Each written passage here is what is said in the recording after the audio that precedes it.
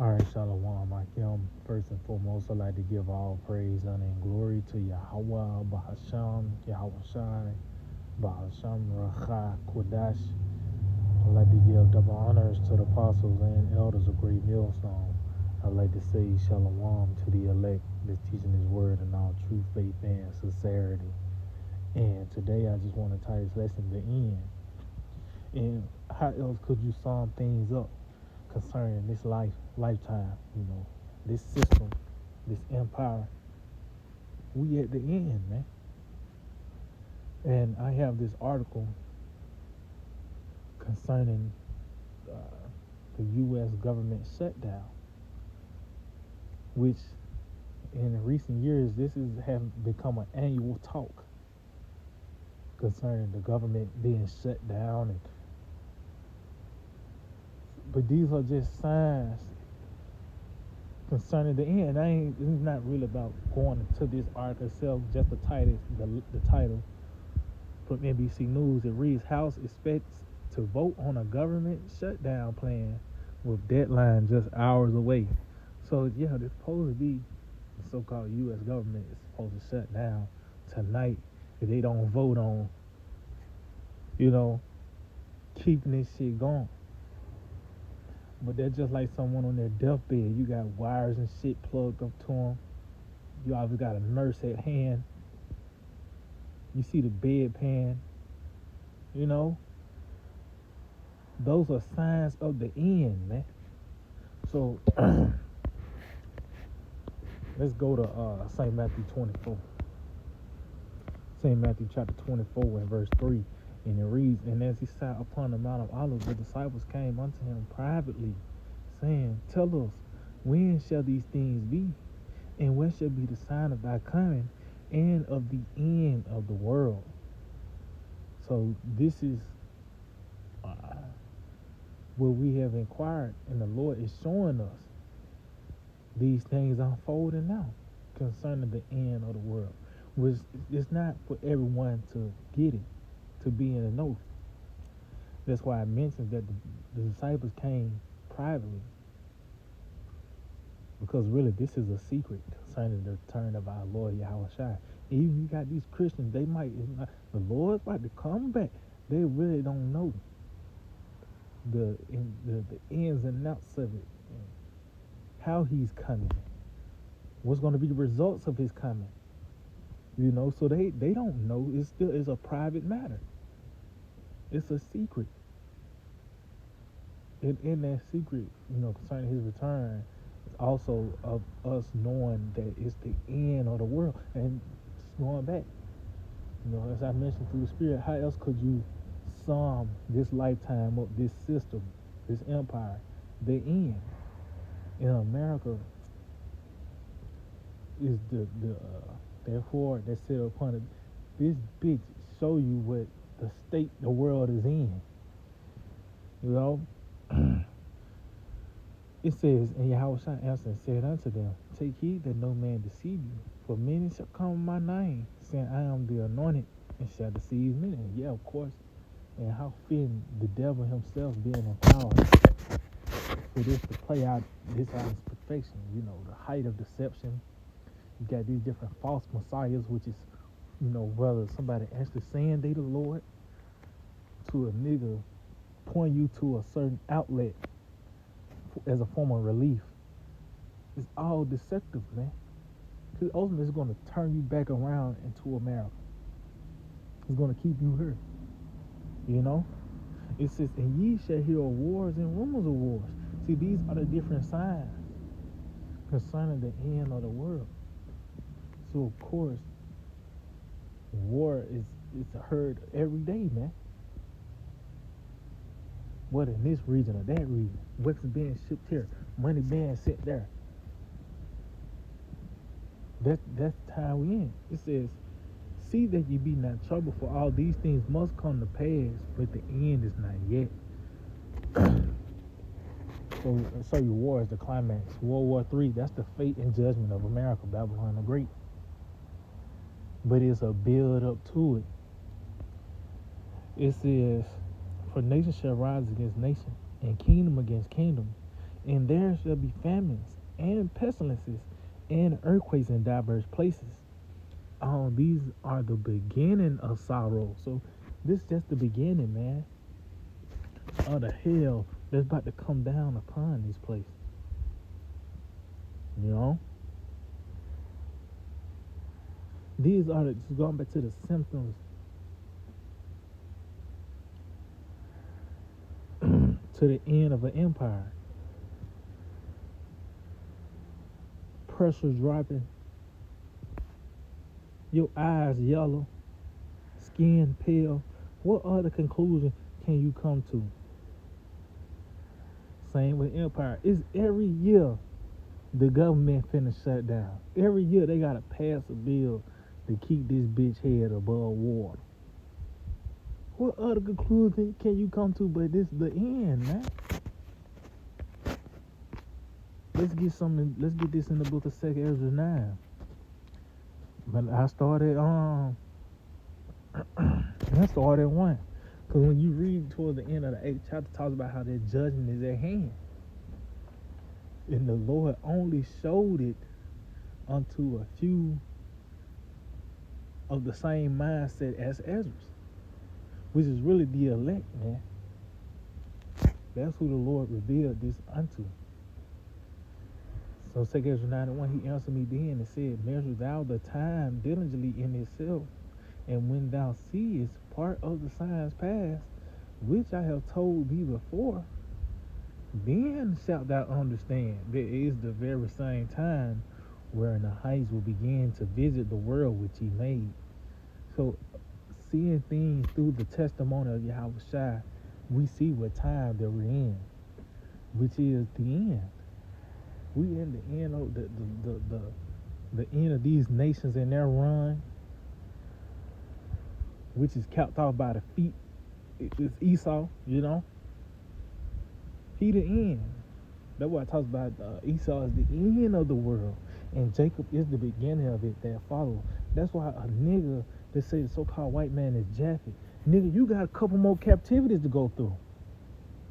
You should want the so-called white man to be the Edomites. That means the end of our captivity when you read Lamentations in the 4th chapter as well, you know. Thy accomplishment is accomplished, O daughter of Jerusalem. But that was honored the watch of Esau. So you should want this nigga to be the Edomites. That means this is everything's about to be summed up, man. In that world, the Lord promised to visit is the world of Edom. Let's get this in the book of, which you can read a plethora of scriptures. You go on to Jeremiah 49, which I'm about to get, 50, 51, Isaiah 63, Isaiah 34, Romans 9, Revelation 18. All that points to this place, this nation, you know. Let's get to Jeremiah 49 and verse 8. It says, flee ye, turn back, dwell deep, O inhabitants of the Dan, for I will bring the calamity of Esau upon him, the time that I will visit him. So it was a set time for Esau to be visited. And that go back to Cain. See, this man was really preserved for this moment in history right here. You know, the Lord set him up, kept him. He kept him and preserved him. You know, just look at the history of Esau. You know, this nigga was a cave beast. Even when with all this bloodshed and murder and wickedness, you had these other nations to come against him, and the Lord allowed him to continue and to prosper. Even when the end of that Roman Empire, he was able to come back, all for prophecy's sake. But this is that time when he's about to be visited, man. You know, this that moment right here. This is the Lord going back to Romans 9th chapter. This is how he's going to once again glorify his name through the vessels fitted for destruction. So going back to 2 Ezra 9, in verse 3. It says, therefore, when there shall be seen earthquakes and uproars of the people in the world, and guess what? That's a form of an earthquake. The U.S. government shutting down. This is supposed to be the foundations of the earth. You know, the hammer of the earth, America. So these bitch got problems. How much more the rest of the earth, you know? But she's the representation of the state, of the world. Because this place is on top. But we seeing a plethora of actual earthquakes as well as earth-shaking events. It says the uproars of the people in the world concerning these different protests and uprisings of governments and coups, you know. Because one of those, we said the uproars of the people, you know, they talked about how the scripture said that they should not regard kings or, you know. It was a slogan, you know, let's go Brandon, which means fuck Joe Biden. Show you where we at in this process, man. This is the end. It's a doctor coming in with a list of symptoms. They're like, yeah, man, this motherfucker got so many long to live. Now you're going into that state of just making it a peaceful transition. But the Lord, this is going to be a violent transition concerning this place. You know, the Lord's going to violently uproot America, Babylon the Great. As well as they'll come with all these nations as well being uprooted. It says, then shalt thou well understand that the Most High spake of those things from the days that were before thee, even from the beginning. So meaning it was really a build to this moment. Because you had ancient Babylon, you had ancient Egypt, Sodom and Gomorrah, Nineveh. These kingdoms that have came and went were examples of what the Lord Yahweh Ba'ashim Yahushua was going to do in this lifetime, in his perfection, man. See, now these players are going to play out in his perfection. Those were just an example. They were actual events that took place. Sodom and Gomorrah, that was an actual place that was judged violently. It's a high concentrated sulfur over there. You know, they don't know the exact area, but they can say, yeah, that is because the high concentrated sulfur. What else? What other conclusions can you come to? But that was that city the Lord destroyed. So these were actual events, and actual places and people that, you know, but it was all pointing to this moment, this place here, America, Babylon the Great. So it says, for like as all that is made in the world have a beginning and the end is manifest. So the end is being manifested. This place is withering, it's drying up, it don't have that strength as it once did. It's languishing. And when you go into that word language, one of the definitions is to grow feeble.